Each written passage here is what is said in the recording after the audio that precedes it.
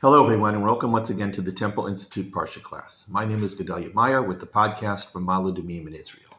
There are many things in life that we will never be able to see, at least for the foreseeable future. We will not see any of the solar systems that may exist out there in space. We will not see the center of the earth.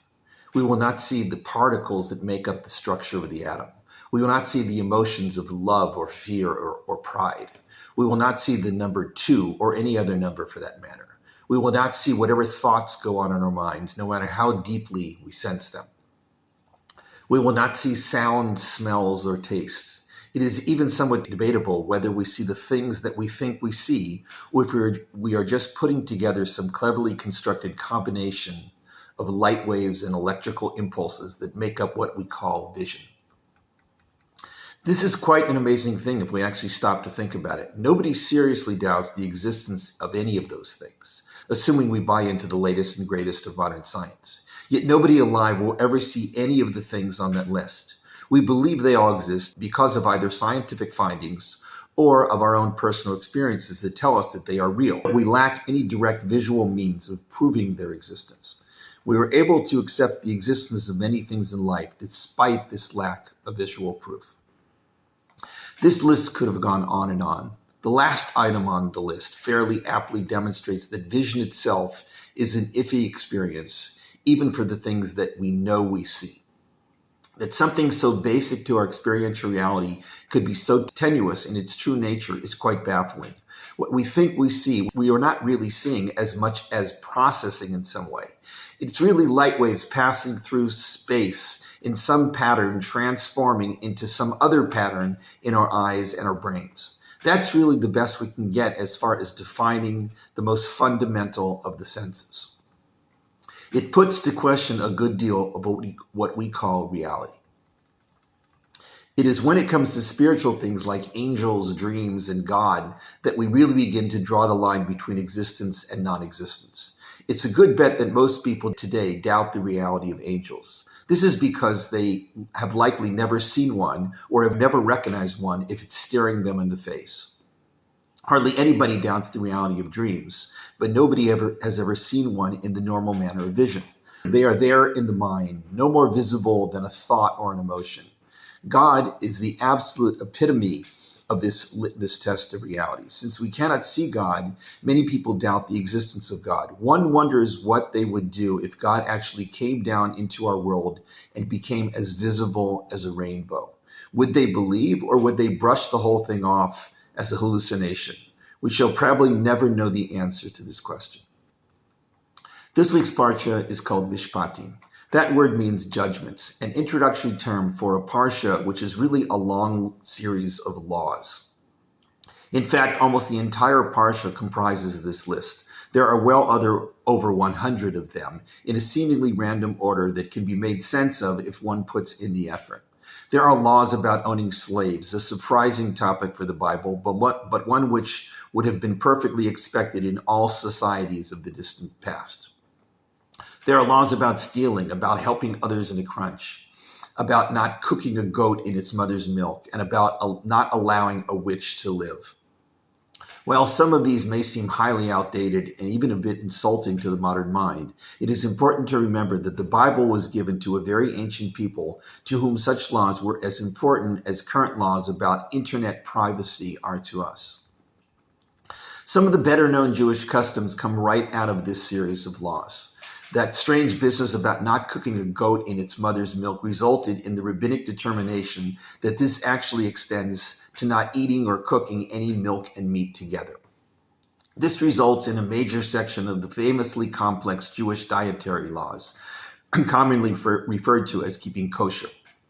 There's also the first of several listings of the Jewish holidays. It includes the 3 pilgrimage holidays when all adult males were required to be present at the central religious shrine and give an offering to God in celebration. These holidays are Passover, Shavuot, and Sukkot, with each representing a significant moment in the agricultural year, in addition to marking important times in Israelite history. This list ends with an odd assortment of laws involving what to do upon finally entering the Holy Land as far as dealings with the native inhabitants. This includes a promise of divine assistance in the form of an angel and what seems to be some sort of an insect like a hornet. There are all kinds of promises of success and health if everything goes as planned. But underlying all the good stuff is a subtle threat of disaster if the laws are not followed and the general religious expectations are not met. It's the classic double-edged sword of the Bible. Whenever there are great promises and prophecies of great rewards and divine blessing, there is always the suggestion of disaster if the Israelites don't keep their end of the bargain. At the end of the Parsha, things take a completely different turn. It is so radically different from what came earlier that one wonders how there could possibly be a connection between them. It goes into what appears to be either a retelling of the events of the giving of the Ten Commandments or a continuation of the event as it went on. At first, Moshe is instructed to ascend the mountain along with 70 or so elders of the Israelites. Moshe alone approaches God, just as at the giving of the Ten Commandments, while the others remain somewhere below. Then things are back on the ground, with Moshe writing everything down in some form and building an altar with 12 monuments corresponding to the 12 tribes of Israel. Next comes a variety of offerings with the traditional sprinkling of blood. At this point, things take a strange turn. There is no way to paraphrase this strange turn in words that might make sense to us. The next few sentences are so bizarre that they almost defy translation. Here they are in all their glory. Quote, Moshe, Aaron, Nadav, and Avihu, and the 70 elders of Israel ascended. They saw the God of Israel, and under his feet was like the work of a sapphire brick, or a different translation, possibly like the whiteness of a sapphire, and like the essence of the heavens in purity. To the nobles of Israel he did not send forth his hand, and they saw God, and they ate and drank. After this, it goes into a more comprehensible repeat of God telling Moshe to ascend the mountain alone. This includes the classic biblical account of how the mountain was covered with a kind of cloud that represented the presence of God in the world. This otherworldly presence is always referred to as the glory of God. It is described here as being similar to a fire. Moshe enters into this cloud and remains there for 40 days and 40 nights, the classic biblical time span for such communions with God. But we have to try to make sense of that strange few sentences that precede this climatic conclusion to the Mount Sinai experience. What could all this possibly mean? How does the Torah come seemingly out of nowhere and state that these people actually saw God? Not only does it say it once, but it seems to repeat it with the odd addition that they were eating and drinking when this vision was taking place. In the middle of all that is that almost untranslatable description of what was under God's feet. Somehow this depiction of it resembling a sapphire in some way, but also appearing like the essence of the heavens in purity, zeroes right in on what this visual experience actually was. These people, according to the literal translation of these words, saw God. There is no mistaking those words, even if they seem impossible to us and to the subsequent direction that Judaism would take. Great efforts have been made through the centuries to mitigate the literal reading of these words and to change it into some sort of thought experience. While there may be some merit to this approach, we still have to deal with the actual words of the text. Even if we somehow make sense of things, we will have to explain that strange phrase of God not sending forth his hand against these elders who were gazing at God while eating and drinking. What could that possibly mean? We have to enter into serious speculation at this point. First off, we're going to take the words as they are in the text and not alter them to fit some more recent understanding of the theology involved. These people saw God. Well, that may seem impossible. There it is right in front of us. The Torah gives no real description of what God looked like, only this approximation in the form of what was, quote, under his feet. This we are going to take as a metaphor, which it seems to be. What is under God's feet? Perhaps this refers to what is right below God in the grand scheme of reality. In other words, there is God and there is some chain of causation that ultimately results in the created world. The reality in between those extremes was what was, quote, under God's feet.